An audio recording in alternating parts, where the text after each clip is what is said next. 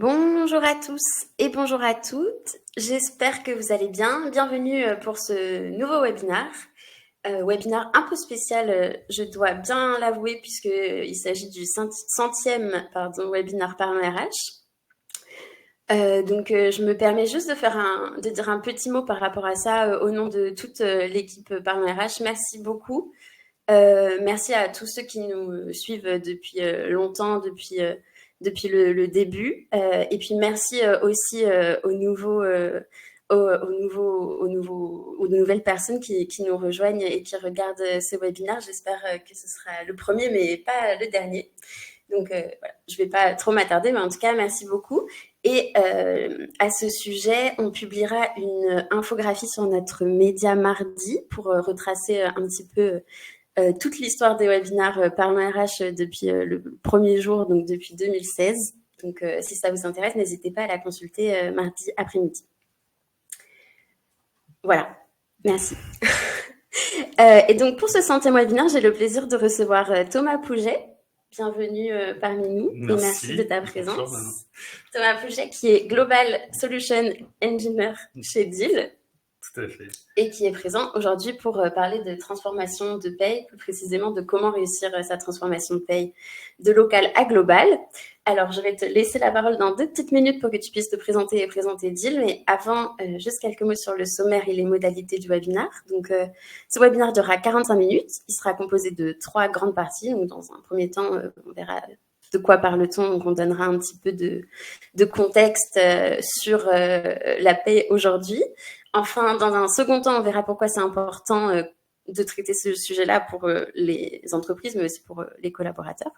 Et dans un troisième temps, on verra les champs d'application, les solutions qu'on peut mettre en place. Chacun de ces 3 temps forts sera suivi de moments d'échange avec vous. Donc, n'hésitez pas à utiliser les outils d'interaction à votre disposition. Vous pouvez utiliser le chat. Je vois que vous avez déjà commencé à le faire, pour vous présenter et puis interagir entre vous aussi tout au long du webinaire. Et puis, si vous avez des questions sur le sujet du webinaire à poser à Thomas, n'hésitez pas à utiliser la boîte à questions qui se trouve juste à côté de l'onglet chat, puisque c'est là qu'on viendra piocher les questions durant les pauses prévues à cet effet. J'ai fait le tour. Donc, Thomas, merci de ta patience. Et première question du webinaire, est-ce que tu peux te présenter? Oui, bien sûr. Donc, je suis Thomas Pouget, je travaille chez Deal et je suis Global Solution Engineer, comme tu l'as dit. Global Solution Engineer, qu'est-ce que c'est? Le titre peut changer en fonction des entreprises, pre-sales, architecte solution. En tout cas, l'idée, c'est que j'accompagne nos clients dans l'établissement de leur stratégie en particulier pour leur stratégie de paye, leur donner des conseils par rapport à nos offres, leur présenter nos offres et s'adapter à leur contexte. Donc, c'est un poste qui est assez intéressant puisque à la fois je présente nos offres et donc il faut que je sois à la pointe sur ce que l'on fait et ce qu'on peut proposer, ce qui est possible de faire. Mais aussi, je suis confronté à la réalité terrain des DRH, des DSI, des RRH. Et donc, ça permet aussi de glaner tous ces retours pour que nous, on fasse évoluer notre offre, nos services, nos solutions. Et c'est ça qui est très intéressant, qui me permet d'être là aujourd'hui. Merci pour beaucoup. La centième. Pour la centième. Merci à toi. Est-ce que tu peux nous dire un petit mot sur Deal? Après, on rentrera plus en détail sur vos offres en paye notamment, puisque c'est le sujet du jour. Mais juste si tu peux présenter Deal en 2-3 mots. Oui, bien sûr. Donc, Deal, c'est une société qui propose une plateforme RH et une suite RH même qui accompagne le collaborateur de son onboarding jusqu'à la sortie en passant par la paye, la performance, plein d'autres briques RH, même si aujourd'hui on va plus parler de la paye, et qui est présente dans 150 pays en propre. Donc voilà, une société qui a beaucoup grandi très rapidement. Il y a plus de 3000 employés aujourd'hui. Okay. On a très vite grossi. Et on a plus de 25 000 clients dans le monde, dont 700 en France. Ok, super. Bon, on a une première question de Martine. Je me permets de la prendre puisque ça correspond vraiment à cette slide. Thomas, pourquoi est-ce que vous avez qu'une adresse unique à San Francisco? Alors c'est parce que c'est ça qui explique le développement aussi rapide de Deal, je pense. On est une boîte qui est en bon français full remote. Tout le monde est en télétravail, même si on a accès à des bureaux partagés. Donc en fait, on n'a aucune adresse en fait. Chacun peut travailler de n'importe où dans tous les pays et collaborer pour Deal. Et d'ailleurs, c'est ce qu'on veut mettre en avant. C'est ce qui nous permet cette flexibilité. Merci pour ta réponse. Merci également Martine pour relancer le flux de questions. Ça fait plaisir. Merci beaucoup. Une petite question sur vos clients. Je vois sur la slide que vous avez 25 000 clients. Est-ce que tu peux nous en dire un peu plus sur la typologie, secteur d'activité, etc. Oui, alors on est présent en fait pour tous les types de clients, donc c'est extrêmement simple. Ça va des startups qui ont un, deux ou trois employés à des PME ou des grands groupes qui sont présents dans plein de pays. Et on intervient pour tous les types d'industries. Là aussi, il y a aucune ségrégation. On va traiter aussi bien. Alors, on a commencé avec la tech, évidemment, un peu par atavisme, mais on s'est ouvert maintenant à tous les types d'entreprises, donc le retail, la restauration, l'hospitality en général, les banques, les assurances, ou même encore l'industrie maintenant.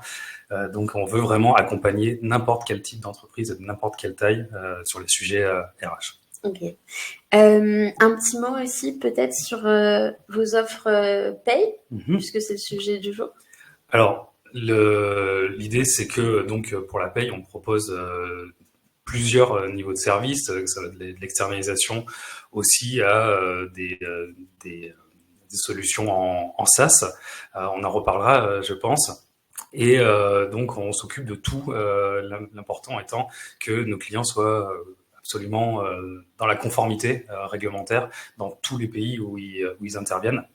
Donc pour ça, on a notre propre personne, nos propres employés qui sont présents dans ces pays, dans chaque pays, pour suivre ces évolutions et proposer des services qui sont adaptés justement à l'activité et à la localisation. Ok, super, merci beaucoup. On a une question de Jocelyne qui demande à quoi correspond le service paye vendu par Deal. Est-ce que c'est un logiciel? Est-ce que c'est du BPO? Alors, il y a les deux. Les deux sont possibles. Alors, le BPO, c'est un peu particulier parce que là, c'est vraiment, on va externaliser des processus RH complètement. Disons que de manière générale, en fait, on va proposer, c'est possible, des logiciels en SaaS dans certains pays, mais surtout l'externalisation de la paye, parce que quand on parle de paye internationale, c'est ça qui revient souvent, c'est essayer d'harmoniser nos process de paye, et donc là, on parle plus généralement d'externalisation. Mais l'idée, en gros, c'est que les trois grands types de contextes, c'est qu'il y a des entreprises qui sont déjà présentes à l'international et qui là vont vouloir rationaliser leurs process, consolider leurs données, les sécuriser. Ou alors on va avoir des entreprises qui veulent se développer vite à l'international, qui veulent vite ouvrir un bureau en Italie par exemple. Comment est-ce qu'on fait ça? Comment est-ce qu'on ouvre une entité? On va les accompagner là-dessus. Ou alors aussi essayer de lier les entreprises avec les talents qui sont un peu partout autour du monde. Si vous rencontrez un designer au Vietnam qui est formidable, comment vous faites pour travailler avec lui dès demain? C'est ça l'idée de Deal. Merci beaucoup. Dernière question avant de passer à la première partie. Quelle est selon toi la valeur ajoutée de Deal dans l'écosystème paye? La première chose, c'est que on a la prétention et la volonté de s'occuper de tous les types de collaborateurs d'une entreprise. C'est-à-dire les externes, les personnes qui sont en portage salarial, les employés en direct. Donc tout l'extended workforce, comme on dit en anglais, vont être concernés par les offres de Deal. Donc ça permet vraiment de rationaliser et d'homogénéiser. Et puis surtout, on couvre 150 pays, mais c'est pas à travers un réseau de partenaires, comme ça peut être le cas pour beaucoup d'autres sociétés. Là, c'est les employés de Deal qui vous offrent le service et nos solutions, notre propre stack technologique dans tous ces pays-là. Merci. Alors aujourd'hui, on va parler de comment est-ce qu'on réussit sa transformation de paie de local à global. Et puis on le sait et on va le voir dans quelques instants. La paie, c'est vrai que c'est un sujet qui est quand même assez complexe. Il y a beaucoup d'entreprises aujourd'hui, enfin beaucoup, je connais pas le ratio exact, mais il y a quand même une partie des entreprises qui décident d'externaliser la gestion de leur paye. Donc d'emblée, est-ce que pour toi, il vaut mieux externaliser ou vaut mieux gérer ça en interne? Alors, c'est une grande question. Pardon. C'est une grande question. Quand on parle de paye globale, généralement, on essaye d'aller vers une harmonisation, vers une rationalisation des process. Et ça, c'est très compliqué à faire si on n'externalise pas. Parce que si tu me poses la question, c'est aussi parce qu'on est en France. On fait partie de ces pays où traditionnellement, il y a beaucoup de SaaS, on va parler pour l'internalisation, où les gens veulent gérer. C'est peut-être lié à la complexité réglementaire ou à l'histoire, je ne sais pas exactement. Mais dans ces pays-là, comme la France, les UK, les Pays-Bas, l'Allemagne, l'Afrique du Sud, que sais-je, il y en a beaucoup. On voit souvent à peu près 50-50, 50% des sociétés qui externalisent, 50% des sociétés qui internalisent. Maintenant, quand on commence à s'ouvrir à plusieurs pays, si on veut avoir quelque chose qui soit plus cohérent en termes d'offres de services, de SLA, les KPI qui vont permettre de suivre ce que propose un provider, c'est très compliqué d'avoir différents niveaux de service dans les pays. Et par contre, si on part sur une stratégie où dans chaque pays où on est internalisé, là, ça va ouvrir des questions dont on va reparler après sur comment j'intègre tous ces outils qui sont très différents pour quand même avoir une vue d'ensemble sur tous les sujets, mes employés, etc. Donc, en internalisant dans un contexte global, ça risque d'être plus compliqué, c'est possible, et on va pouvoir vous accompagner aussi, même dans une solution un peu mixte. Mais voilà, on est plutôt traditionnellement sur l'externalisation. Merci beaucoup Thomas. Je me permets de prendre la question de Martine parce qu'en fait elle rebondit sur ce que tu viens de dire. Qu'est-ce que tu entends par rationalisation des process? Alors oui, quand je dis ça, c'est vrai que ça fait un peu bateau. Ça pourrait s'appliquer à plein de choses. Quand je parle de la paye, je parle par exemple de la manière dont on va récupérer les informations et les transmettre aux prestataires de paye. Si vous êtes dans un pays, vous travaillez peut-être avec un cabinet local, par exemple, comment vous allez récupérer ces informations, comment elles sont transmises au cabinet. Il y a de grandes chances que, en fonction de votre développement, la taille de votre entreprise, il y a des données qui passent encore par mail, peut-être de manière non sécurisée. Du coup, là, ça pose des problèmes en termes de conformité au GDPR, si vous êtes en Europe, par exemple. Là, l'idée, c'est que peut-être qu'avec un prestataire qui va pouvoir gérer tous les pays à la fois, eh bien, vous allez pouvoir avoir une manière de transmettre les informations, une manière de vous intégrer à un core HR existant, par exemple. C'est ces process-là dont je parle qui sont liés à la paye. Et aussi après, la partie qui concerne l'employé, ou comment on va distribuer les bulletins de paye à l'employé, par exemple. Merci Thomas, merci Martine aussi pour votre question. Alors, pour revenir vraiment au sujet de la complexité de la paye, c'est vrai qu'on est dans un contexte où il y a beaucoup de réglementation et que la conformité s'intensifie. Est-ce que tu peux nous faire un petit topo? Un petit topo. Alors oui, ça c'est quelque chose sur lequel on est très à cheval, si je dis, puisque c'est quelque chose qu'on a identifié dès le début comme étant un gros bloqueur, un gros sujet pour les DRH en général et pour toute la fonction RH. Évidemment, des changements réglementaires, comme vous voyez sur les chiffres qui sont affichés à l'écran, il y en a énormément.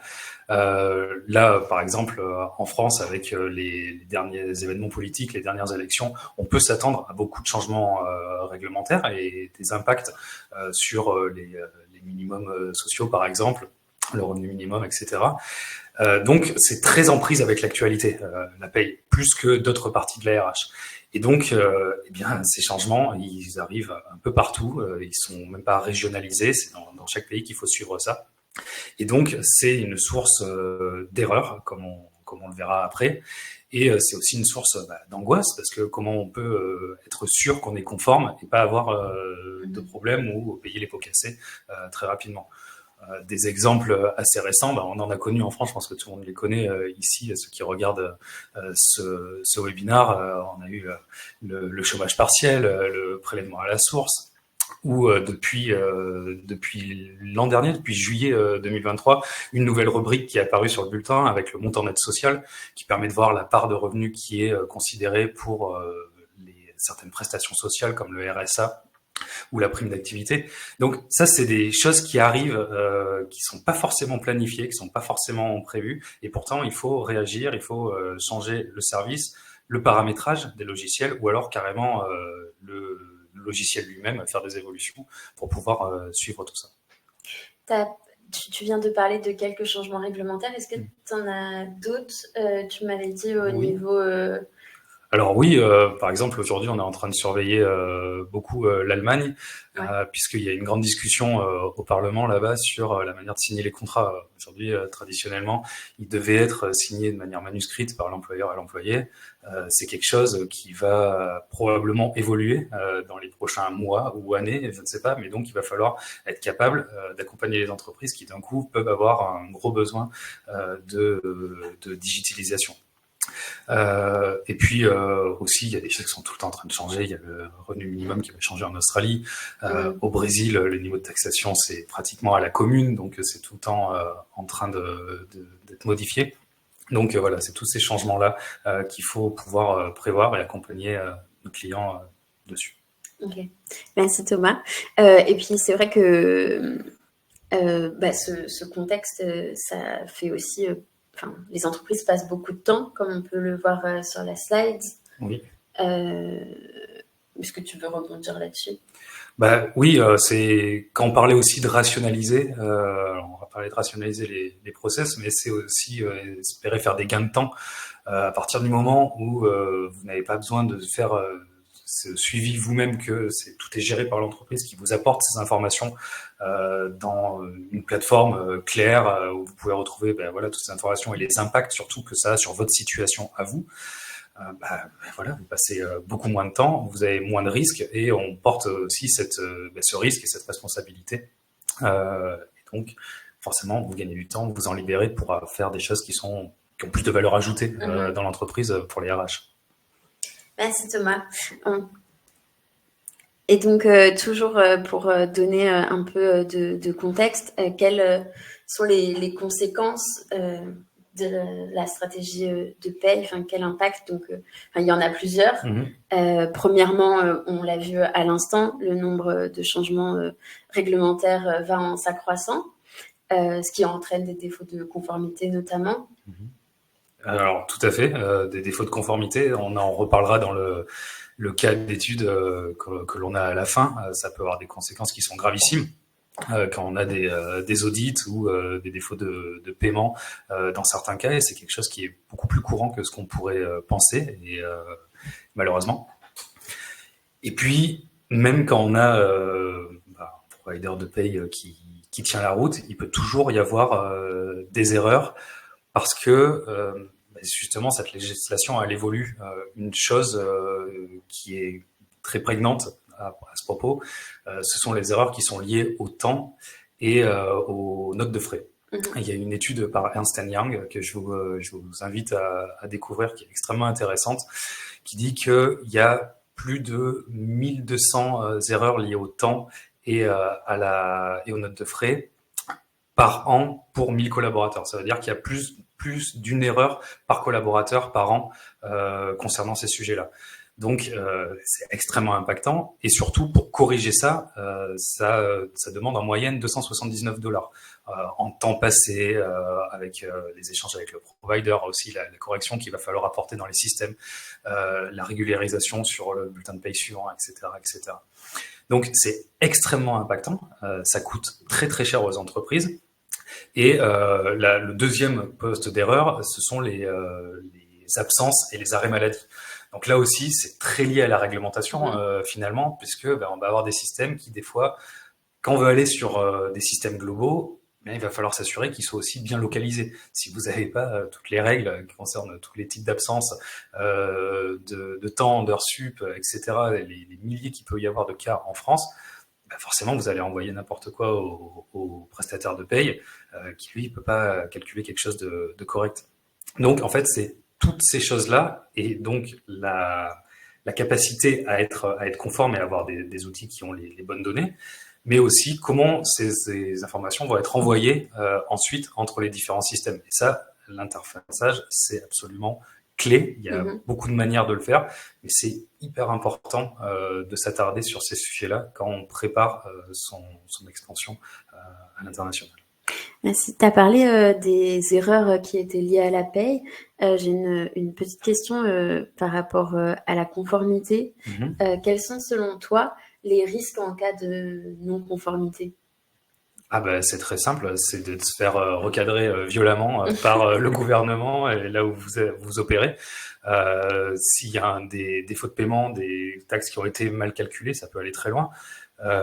Et puis, évidemment, l'exemple que tout le monde connaît, c'est par rapport au GDPR. Si vous envoyez encore des informations sur des systèmes qui sont pas considérés comme sécurisés, s'il y a des données personnelles qui passent par mail encore, ou des fichiers Excel avec des données qui sont envoyés et que vous avez une fuite de données à un moment donné, ça peut donner lieu à de gros redressements, de grosses amendes. Donc c'est catastrophique.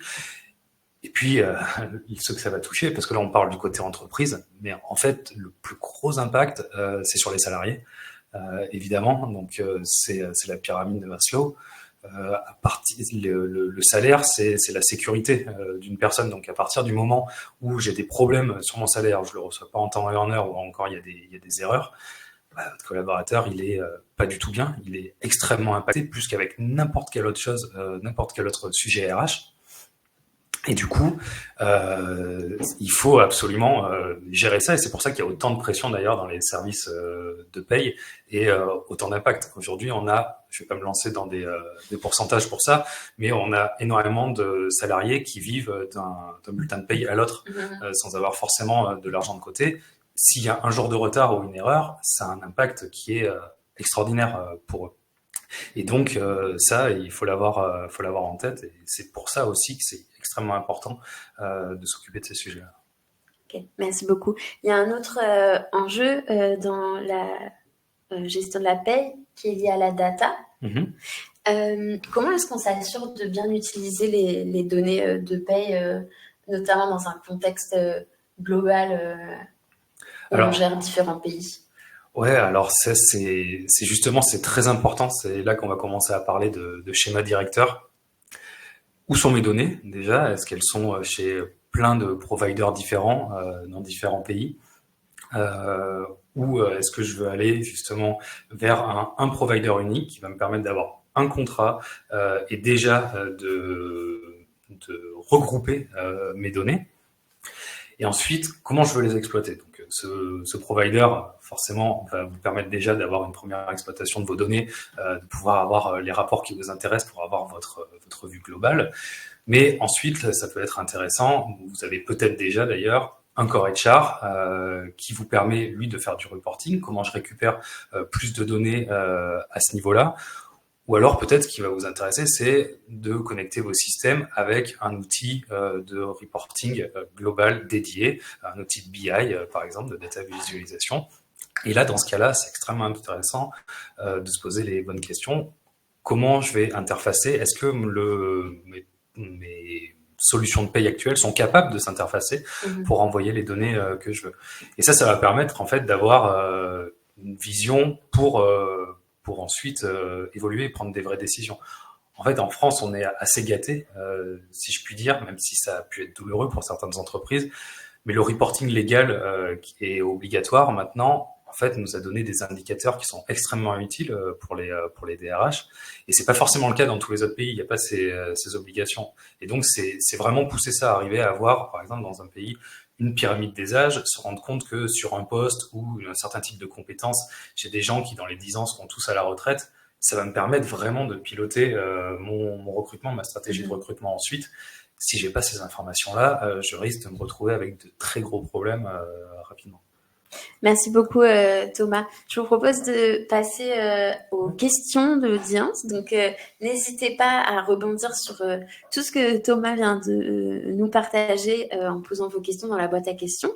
On a 2 questions pour l'instant de Jocelyne. La première, alors tout à l'heure tu as parlé d'une étude. Oui. Est-ce que tu as le nom? Est-ce que tu te souviens du nom de l'étude? Alors, c'est Payroll Cost and Errors. On va peut-être poster le lien après, je vais le retrouver, je l'ai pas noté Okay. le nom exact. Mais si vous tapez Ernst Young Payroll Error, déjà vous allez, je pense que vous allez le trouver dans les premiers résultats. Mais on On n'a transmettra pas le lien. le... Ok.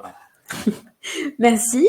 Et deuxième question, quelle différence ou plus-value entre deal et des opérateurs comme EY, Ernest Et Young, ouais, c'est ouais. ça? Ouais. KPMG. Et KPMG ou Alight. Bon, je pense que tu connais beaucoup mieux que moi les noms qui apparaissent à l'écran.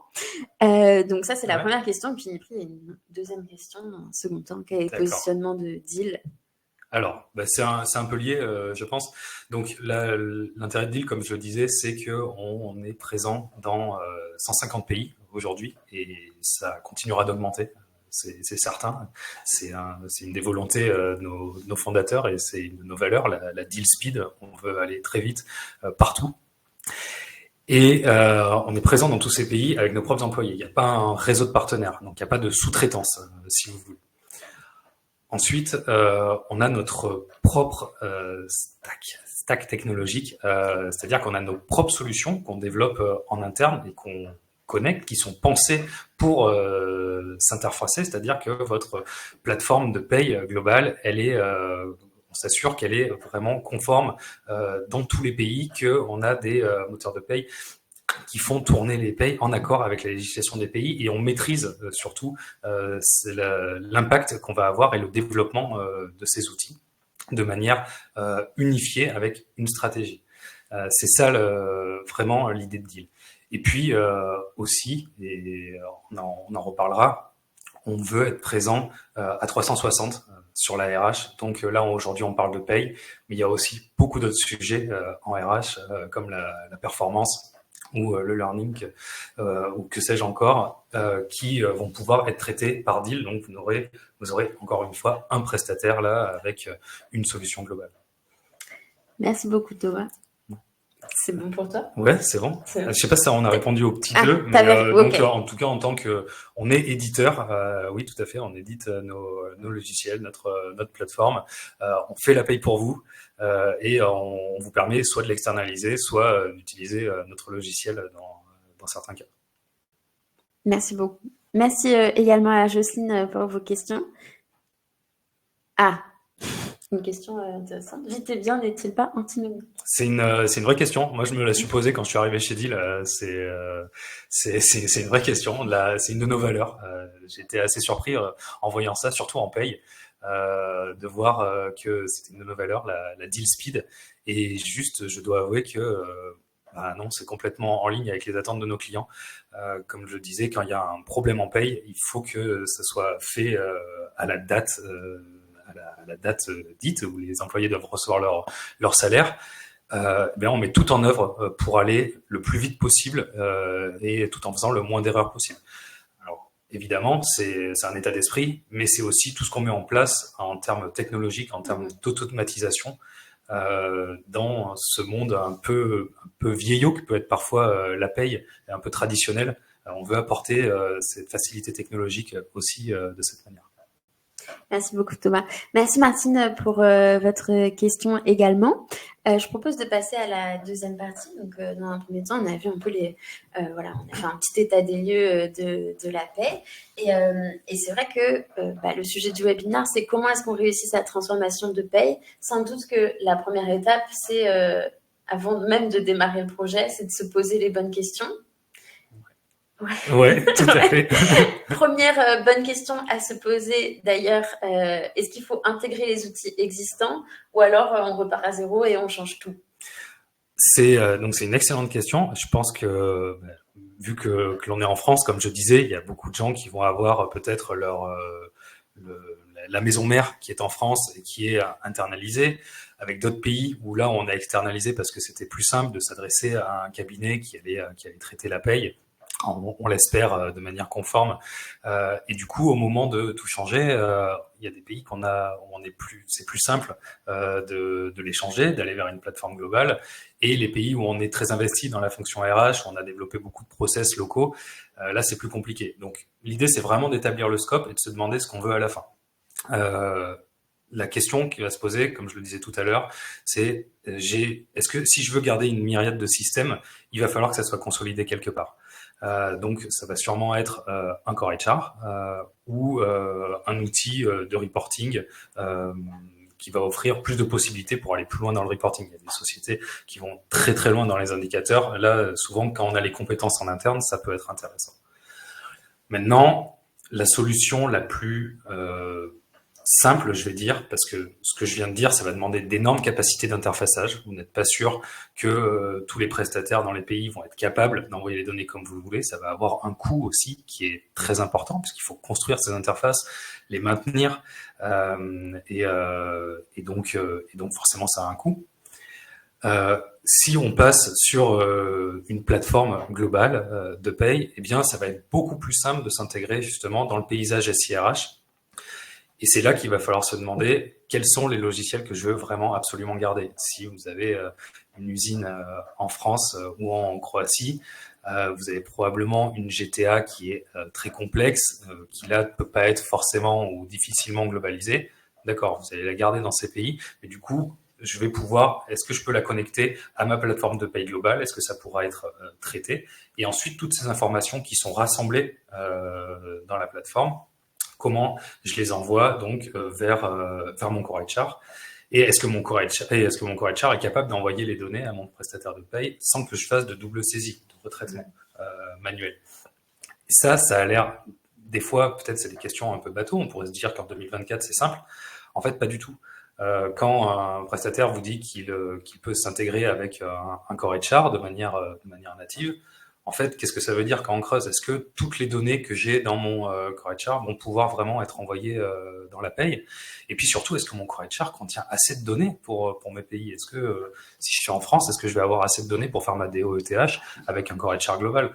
Bien, c'est ça, c'est ces questions-là qu'on va vous aider déjà à vous poser et à y répondre.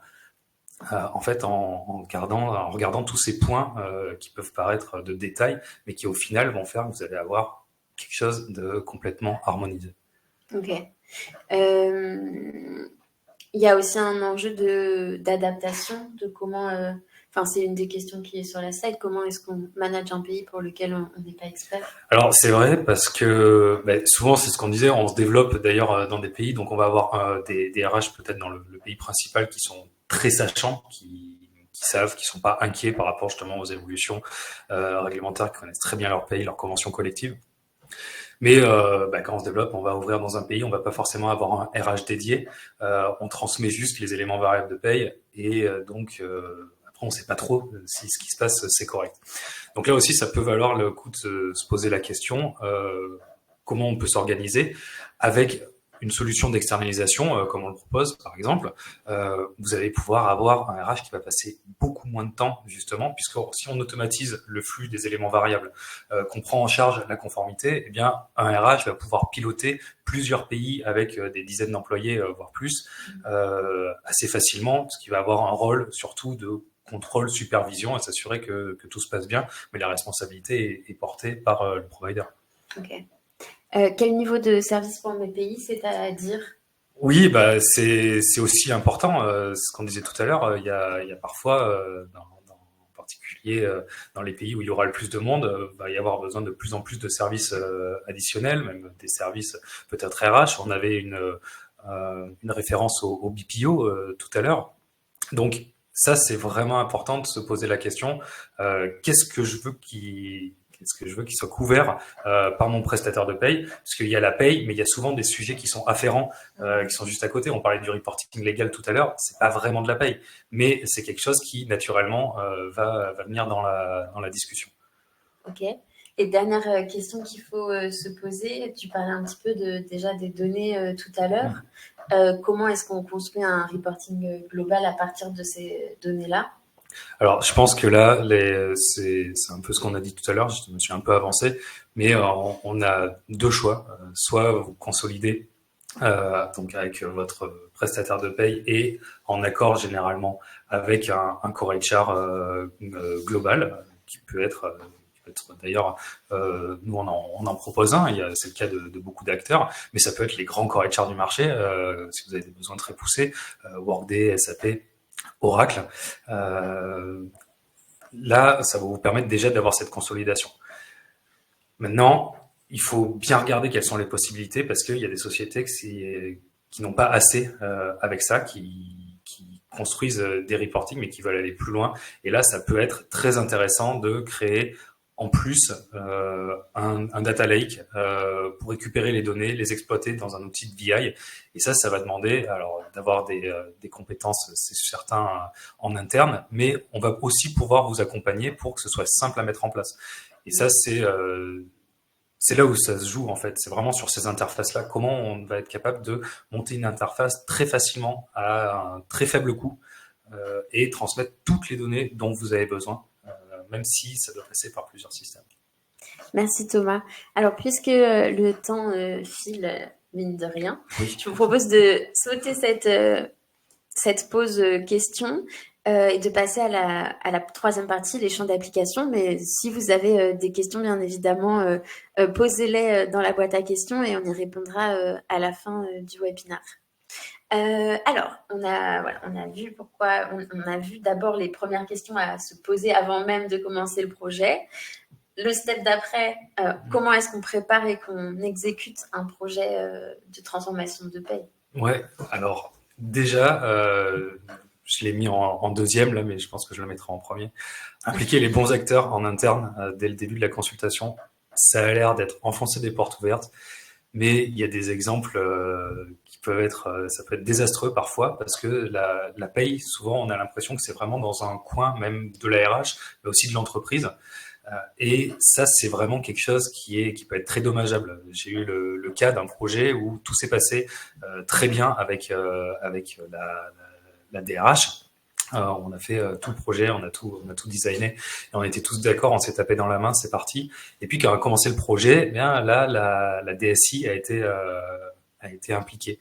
Et ils avaient des guidelines, des indications à suivre qui étaient complètement différentes en termes d'interfaçage et qui correspondaient pas du tout à ce qu'il y avait dans le contrat. Et ça a été un vrai sac de nœuds pour s'entendre et tout reprendre, tout détricoter. Ça aurait pu se régler avec une conversation d'1 heure.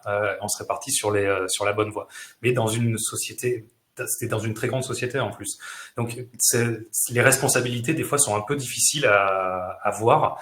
Et donc, c'est extrêmement important de, peut-être au début, en tout cas, de la consultation, d'avoir plus de monde que nécessaire plutôt que moins.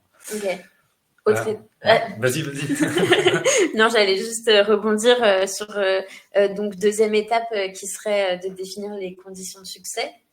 Alors absolument. Là aussi, il va falloir se demander quelles sont les priorités déjà, parce que souvent on va lancer un projet de paye parce qu'on est dans l'urgence dans un pays, parce que un éditeur arrête son logiciel par exemple, ou alors parce qu'il y a tellement d'erreurs que là c'est devenu trop visible. Mais en fait, il faut peut-être voir dès le début. Qu'est-ce qu'on veut avoir au bout d'une année? Est-ce qu'on veut partir sur un Big Bang avec tous nos pays et avoir nos pays gérés par un prestataire, ou alors faire quelque chose de plus évolutif dans le temps et voir ce qui va conditionner donc justement les clés du succès. Ça permettra d'aligner tout le monde en fonction de ces buts-là. Okay. Ensuite, planifier une date de go live raisonnable. Raisonnable, c'est-à-dire? Ben justement, parce qu'en paye, comme on se décide souvent quand on est vraiment face à l'urgence. En fait, souvent, c'est vrai ce qu'on entend dans la paye, c'est que tant qu'on n'entend pas parler de la paye, c'est que tout se passe bien. Sauf qu'en fait, c'est pas très très vrai déjà. Et puis, quand on en entend parler, du coup, il est parfois trop tard. Donc on veut vite se dépêcher, vite régler les choses et vite faire un démarrage absolument en janvier. Tout le monde veut démarrer en janvier dans beaucoup de pays. Il faut aussi vraiment prendre les conseils de votre partenaire, parce que sinon vous allez avoir une pression et une charge qui peut être vraiment terrible en fait. Parce que tout à l'heure on parlait de la finalité pour les collaborateurs de les payer en temps et en heure. décaler une campagne de performance, je regarde pas du tout de haut mes collègues côté performance, mais bon, c'est peut-être pas si grave que ça. On va pas, tout le monde va pas sauter par la fenêtre à cause de ça. Par contre, si il y a un problème vraiment avec le projet de paye parce qu'on a voulu aller trop vite et qu'on n'a pas gardé le temps de bien faire les tests, de bien valider et de se taper dans la main avant de commencer, eh bien là, on aura des impacts qui sont très importants. Après, voilà, l'idée c'est que nous aussi, on vous dise vraiment, voilà, nous on va pouvoir le faire en temps de temps et, euh, et vous accompagner sur cette décision et surtout vous dire quand il y a des choses qui sont pas possibles, pas réalisables. L'idée c'est pas de dire n'importe quoi pour absolument faire une vente, ça serait vraiment catastrophique. Ok. Bon, et une fois qu'on a cette date définie, donc les prochaines étapes, c'est de faire un état des lieux complet, d'identifier les process manuels et où oui, et beaucoup de temps, c'est généralement ça va ensemble, et puis planifier la charge et les ressources. Donc en fait, ça va ensemble. Il y a beaucoup d'entreprises qui savent pas vraiment comment ça se passe dans tel ou tel pays. Je pense que déjà se mettre sur un Excel par exemple et tout noter, quels sont tous mes systèmes, comment sont récupérés les éléments variables, comment ils sont transmis, ça va nous aider, et surtout ça va permettre d'identifier quelles seront les personnes clés dont on va avoir besoin dans le projet, là en particulier durant la phase d'analyse, pour savoir quelles sont toutes les règles de paye à mettre en place, et puis aussi dans la partie test pour valider que ce qui a été fait pendant le projet a bien été fait. Là, il va falloir s'assurer que ces personnes-là aussi vont être disponibles pour que le projet se déroule le plus vite possible et le mieux possible. Donc ça, c'est aussi très important. Merci Thomas pour ces bonnes pratiques. Et puis pour illustrer un petit peu plus tout ça, tu as un cas concret, un cas qui vient d'un de vos clients à nous partager. Oui, c'est vrai. Donc on a un client, donc comme vous voyez, qui était dans le système de gestion des réseaux sociaux et qui était basé au Canada, mais qui s'est beaucoup développé en Europe. Qui est présent en Italie, en Australie, en Allemagne, en France, en Mexique, en Roumanie. Et ce qui les a décidés, c'est qu'ils ont eu la visite de la police dans leurs locaux en Italie. Donc, vous voyez, on parlait des impacts tout à l'heure. Ouais, voilà, ça peut arriver. C'est arrivé en Allemagne et en Italie. Okay. Donc là, on est devant le fait accompli. En fait, le prestataire local ne faisait pas ce qu'il fallait en termes de déclaratifs. Donc, ça les a mis dans la panade.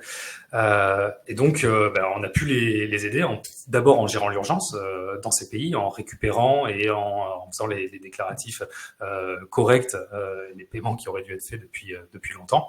Et puis petit à petit, donc, on a onboardé tous les autres pays jusqu'à la maison mère au Canada, et ce qui a permis de gagner en fait en temps passé lié à la gestion de la paye. Plus de 60% de temps gagné aujourd'hui pour les RH de cette société. Et bien sûr, ça va sans dire, la conformité maintenant est gérée de manière correcte et il n'y a plus de problème avec les autorités. Et en plus, surtout maintenant, ils sont assez tranquilles puisqu'ils ont un prestataire, et quand ce qui est arrivé il n'y a pas longtemps, ils ont racheté une nouvelle société. Ils ont pu tout de suite rajouter ce pays sans se poser de questions, puisqu'ils avaient le choix, donc soit de créer leur entité dans un nouveau pays, soit de faire du portage salarial en mettant les employés qui venaient de la société qu'ils venaient de racheter sur une de nos entités. Donc ça leur donne une flexibilité qui leur permet de se développer justement tranquillement. Super. Merci Thomas. Merci à toi. Le webinaire va bientôt toucher à sa fin. Est-ce que pour résumer et conclure en beauté, si je peux dire, le sujet, c'est comment est-ce qu'on réussit sa transformation de paie. Donc, selon toi, en 3 points, autant de points que tu veux. D'accord. En 2 minutes, quoi. Ok. Alors, déjà, vraiment, on l'a dit un peu à la fin, établissez un plan de tout aujourd'hui vos services de paye. Et il faut vraiment avoir une idée globale de ce qui se passe dans tous les pays, parce que ça va aider vraiment après, dès que vous allez commencer la consultation, vous allez pouvoir donner des données très précises au prestataire avec qui vous aurez envie de parler. Et ça, c'est vraiment la clé. Et ensuite, soyez ouverts en fait. Soyez ouverts, essayez de regarder un petit peu, si vous êtes là dans ce webinaire, c'est que vous êtes en train probablement de vous poser des questions. Posez-vous des questions par rapport à ce que vous voulez faire en termes de core HR et de consolidation. Et là, vous aurez sûrement une idée à propos, quand vous allez considérer vos besoins, sur ce qui va pouvoir vous aider. Mais décorrélez pas ces sujets, surtout vous concentrez pas que sur la paye, voyez les impacts dans le reste de l'entreprise et in fine les données, parce que c'est ça qui reste à la fin.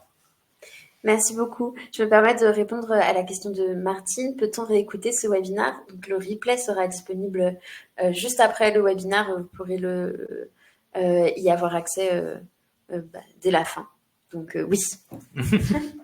J'ai l'impression qu'il n'y a pas d'autres questions, mais moi, j'en ai. Donc, ça tombe très bien. C'est les 2 questions de fin des webinaires par RH, questions traditionnelles, le coup de com et le coup de cœur. Donc, est-ce que tu peux nous partager ton coup de com? Alors, le coup de com, évidemment, donc c'est lié à Deal. On vient de déployer, de sortir notre nouveau module Deal Engage qui concerne la performance, le développement de carrière et l'upskilling. Donc, on va accompagner nos clients justement sur tous ces aspects, en fait, pour développer aussi la partie soft HR de plus en plus autour de la plateforme Deal, qui n'est donc pas que de la gestion de la paye ou du core HR, mais aussi sur ces sujets. Et puis, on a commandé une étude à Forrester qui vient de sortir, sur le global payroll. Donc, quels sont les défis aujourd'hui rencontrés par les responsables de paye, quels sont les coûts cachés aussi qu'il peut y avoir, si vous voulez aller plus en détail par rapport à ce que j'ai dit aujourd'hui, ou encore quelles sont les priorités en 2024 des responsables de paye dans les entreprises. Il y a cet état des lieux qui est fait dans cette étude et c'est super intéressant. Et le lien de l'étude s'affiche normalement dans le chat. Et pour finir sur une touche un peu plus personnel, ton coup de cœur? Oui, mon coup de cœur, je vais parler de mon association, enfin c'est pas la mienne, mais les Petits Frères des Pauvres, qui est une association qui existe depuis 1946 en France, qui est extrêmement important parce que, comme beaucoup de pays, on a une population qui est vieillissante et l'objectif des Petits Frères des Pauvres, c'est d'accompagner les personnes âgées en particulier, mais même s'il y a d'autres populations aussi qui sont accompagnées, pour les extraire de la solitude en allant les visiter, pour ceux qui ont encore la chance de pouvoir rester chez eux, mais aussi les personnes qui sont en fin de vie dans des maisons de retraite ou des hôpitaux. Et donc c'est très important, vous pouvez participer de plein de manières, il y a peut-être des gens autour de chez vous qui sont dans la solitude, allez les voir, à travers l'association ou pas, c'est super simple et ça peut faire beaucoup de bien de cette manière, ou alors simplement donner à l'association, ça nous aidera beaucoup.